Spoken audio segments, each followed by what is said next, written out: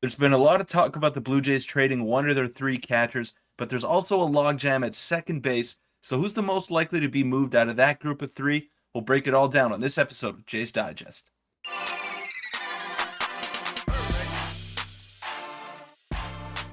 What's up, Jays fans? I'm your host, Peter Vryonis, alongside co-host Nick Gosse. Got a lot to get into today, but first I want to thank you all for the support that you've been giving us. Yeah, it's been unbelievable. Very quick reminder, 83.6% of you guys who are watching are not subscribed. So if you enjoy the daily content, hit the subscribe button and help us towards our goal of 5K by Christmas. But yeah, we're going to step back from the trade rumors because, the news has been a bit dry recently, and we're going to get into a very interesting topic. Like you said, we have a logjam at second base. We have Merrifield, we have Biggio, we have so many guys. And I'm just going to pop up, I guess let's get into the first thing we're going to be talking about here, which is Espinal's stats. So obviously Espinal was an all-star, and Peter, you've been on record saying that he didn't really deserve that all-star appearance. And, his first half was solid. He had 271 with the 711 OPS, and obviously a bit above average, above league average hitter, and his glove was phenomenal. And obviously he fell off in the second half. What were your thoughts on Espinal's year as a whole? Yeah, well, just because I say he didn't deserve to be an all-star doesn't mean I don't love what he does. He's a great glove, like you said. He came up with some really timely hits at the beginning of the season when the offense was struggling. So he really played his part, but the all-star votes, the fan votes, it's a popularity contest, and the Jays got a lot of, I could say, a lot of representation in the all-star game that maybe they didn't exactly deserve. So Espinal, although he's a very good player, he's not an all-star level player, and that really showed in the second half of the season. It kind of caught up to him. He's never played a full 162 before in his career, and then as soon as the Jays got Merrifield, Witt really ran away with that starting second base role, and he carried it into the playoffs. And Espinal was kind of playing sporadically, battling through injuries, so that kind of had to play a part in it too. But I don't think that level that he showed in the first half is sustainable for him over the full course of 162. And there is a logjam at second base, and I don't think we're talking about that enough. So I think out of the three, if they are to move a second baseman to address another hole that they have, because they do have a lot of holes, I think he's the most likely to be moved. Yeah, I agree. Obviously, Espinal got played with a bit of injuries, and it was a great move at the deadline to get Merrifield. And I agree. The thing is, I think we have to keep Kevin Biggio, or at least I think they're going to keep Kevin Biggio simply because he's a Yeah. bit more versatile in the field than Espinal, and he's a lefty. And yeah, Espinal had a pretty good year. Great first half, fell off a bit in the second half. Still solid. He's an excellent, he might be a future Gold Glover, whether we trade him and he gets more time with someone else. But let's delve into a quick trade proposal that you came up with, which is Suarez for Carter and Espinal. And I'll let you quickly, the value's pretty similar. I'll let you quickly touch into this as you were the one who made this. But let's, get into it. So I don't know if this exactly makes sense for the Angels. I don't know what their direction is. I mean, they're holding on to Mike Trout. They're holding on to Shohei Ohtani. So do they really want to trade a starting pitcher? Because that would probably make them worse. But I think they need another addition in their lineup. Espinal would help them out. He would shore up their defense as well. So I like this trade. Jose Suarez would be coming back for the Toronto Blue Jays. He's a solid left-handed pitcher. Doesn't throw too hard. About 93, 94 miles an hour. That's what he'll average. But he's got a nasty curveball and just overall good stuff and could eat up some innings for the Jays. A solid back end starter. And we're also giving them Irv Carter, who's one of our not top pitching prospects, but mid tier pitching prospects. He's very young. He's still got a ways to go before he hits the major leagues, but he throws hard and seems solid. Yeah, I like this one a lot. And again, these are all hypotheticals that we came up with. And I'll quickly touch on it once more. I think they're going to trade one of the second basemen. And the only reason why we're pointing out Espinal for all you Espinal fans out there is because Merrifield has deserved the second baseman starting spot come opening day. I think most fans agree with that. Yeah. And again, it's just between Biggio and Espinal gives you much more value. And Biggio fits better with us. So that's the main reason. We're not just singling out Espinal. And yeah, I agree. I like this trade a lot. And I'll pop it up one more time. The value, again, it's not a perfect measurement of value, but it seems pretty solid. Is it realistic? Who knows what the Angels' plans are? Espinal will be a solid get for them. It seems like they're trying to win now, but sometimes, you never really know with the Angels.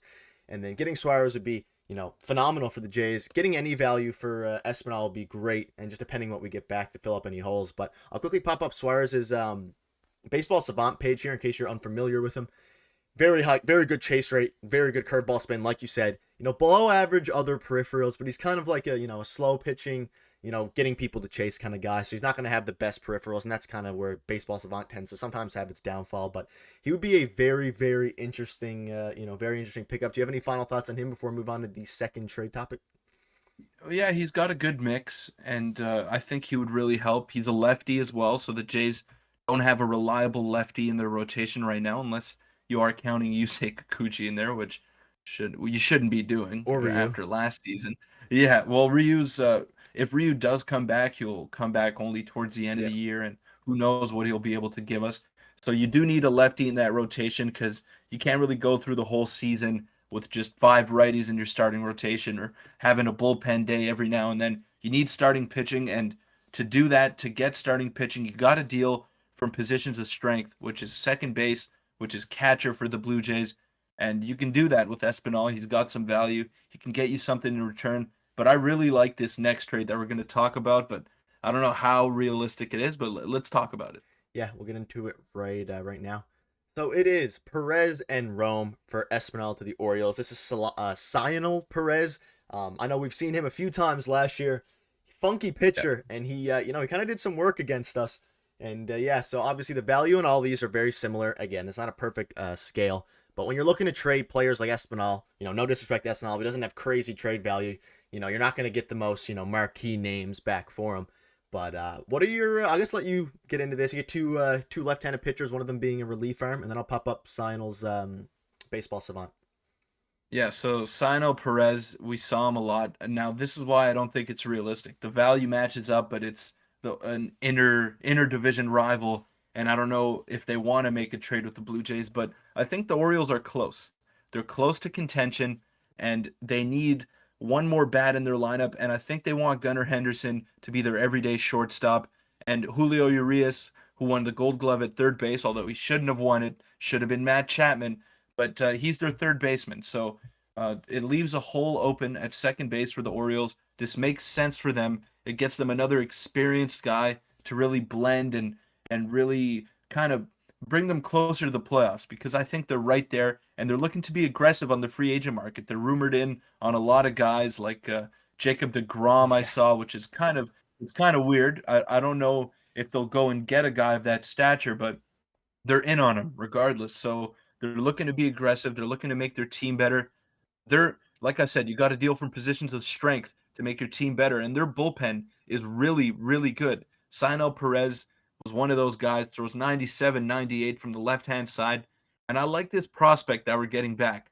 I would personally do Sinel Perez and Espinal straight up, but if I had to make the value match up here, I don't know if the value matches up in real life, but Drew Rom is a guy that we're going to be getting back, and he's a left-handed pitcher who's on added to the 40-man roster of the Orioles, and he's their 19th ranked prospect, also a lefty. So I don't know. I kind of like this return more than the first one, and it addresses a position of need for us as well. So what do you think of that? yeah, I like the trade. I like what we're getting back, and a lot of it comes down to because they have Jorge Mateo as well, who I think they're really high on. So it just depends where they think they're going to put those three and spread out. Obviously, Urias and stuff like that. Maybe they move Gunner somewhere else, second base, Yeah. or they move whatever. But I would love, but I think the Orioles, like you said, getting a player like Espinal who's played a while, has at least a couple years, and just has experience.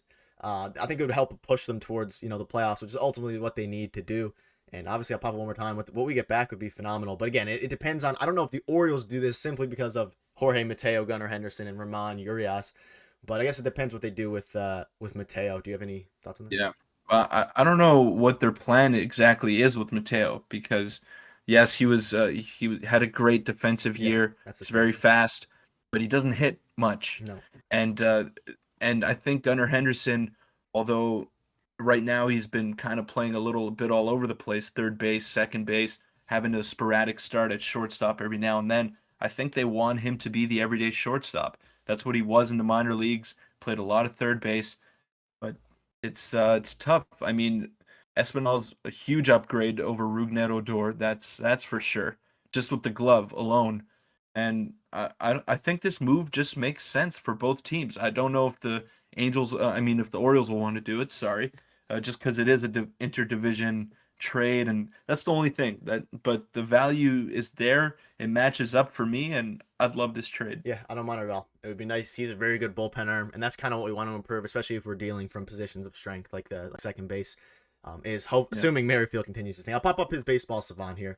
So this is Sionel Perez. He averages 97 with the fastball, 84 with the slider, and some really nice peripherals. Obviously, some with baseball savant, it's a bit different for relief pitchers. Obviously, the sample size isn't as Mhm. big, but I saw him play on TV, as I'm sure all of the Jays fans have, and he looked really good out there.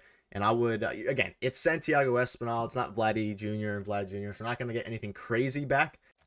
But the point of dealing Espinal is to hopefully improve in other areas like the bullpen and our pitching, or maybe even a left-handed bat. Obviously, ours we're focused on pitching for this video, but maybe they deal Espinal for a left-handed bat. But I like the Sionel Perez trade. I think it makes sense. I don't know if the Orioles do it, but that's the point of speculation. And let me know in the comments, or let us know in the comments what you guys think about either trade, or if you have any proposed trades.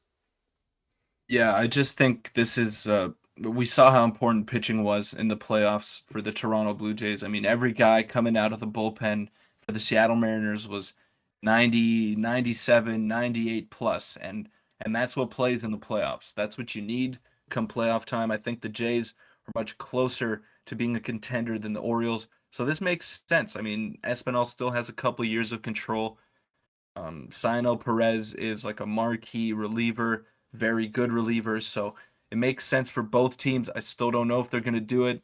But yeah, let us know what you think in the comments. I mean, I'm leaning more towards the Baltimore trade, but I feel like the Angels one might be a little bit more Realistic, realistic. yeah. But yeah, let us know what you think of these trades, and let us know of any potential trade packages you guys have come up with, because maybe we can make a video on some of those. Yeah, we'll have lots of other videos coming soon. The winter meetings are starting pretty soon as well, so I'm assuming some news will happen there. It's been pretty dry recently, so we're doing our best to keep you guys with daily content. But thank you guys for watching. Road to 5K, hopefully by Yep. Christmas. Support's been unbelievable, and we'll see you guys tomorrow.